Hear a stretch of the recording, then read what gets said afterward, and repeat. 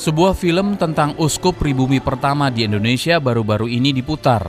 Sosok rohaniawan ini kurang dikenal, tapi perannya dalam politik pada masa awal kemerdekaan Indonesia sangat besar.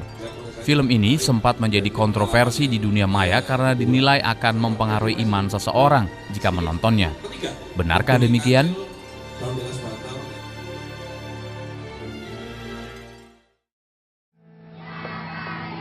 Film Soegiya bercerita tentang seorang uskup pada era penjajahan di Indonesia. Banyak benturan ideologi pada masa itu membentuk Soegiya Pranata menjadi pemimpin dan pemuka agama yang memberi inspirasi multikultural dalam basis nasionalisme. Oleh karena itu film ini adalah sebuah film tentang apa yang disebut kepemimpinan di tengah krisis dan kemanusiaan dan kekacauan. Jadi ada masalah lokal, kepemimpinan daerah, ada masalah nasional, ada masalah internasional, dan semuanya kata-kata dari Romo Soegiyo dan semuanya itu penting untuk hari ini. Penting tentang fatalisme, fanatisme. Apa artinya merdeka kita tidak bisa mendidik diri sendiri? Itu adalah dari surat-surat Gembala Romo Soegiyo Pranoto.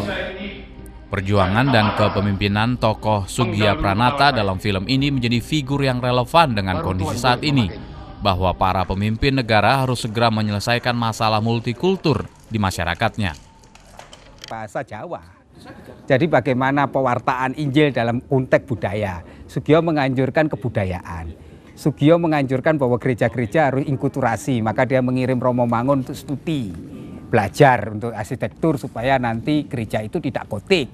Jadi menurut saya Soegiyo itu melampaui zamanan, pikiran-pikiran dia dalam konteks sekarang ini relevan gitu loh, pikiran-pikiran bahwa dia mengatakan kemanusiaan itu satu tanpa melihat suku, bahasa, agama. Oh, itu kan luar biasa zaman itu. Republik sekarang ini tinggal tersisa. Sebelum ditayangkan, film Soegiya sempat menuai kontroversi di dunia maya. Kritikan tersebut menyebut bahwa film ini akan mempengaruhi iman seseorang. Sulit dikendalikan Romo Kanjeng. Kita tidak hanya berperang melawan Jepang, Romo. Sebenarnya tidak lah, karena film Soegiyo itu bukan film dakwah. Kalau Anda nonton film Soegiyo, Anda akan kecelik karena di situ tidak diceritakan dia sebagai uskup Katolik, tapi diceritakan adalah perjuangan dia. Bagaimana Soegiyo membangun kerjasama network dengan seorang penyiar yang terkenal waktu itu di Jogja.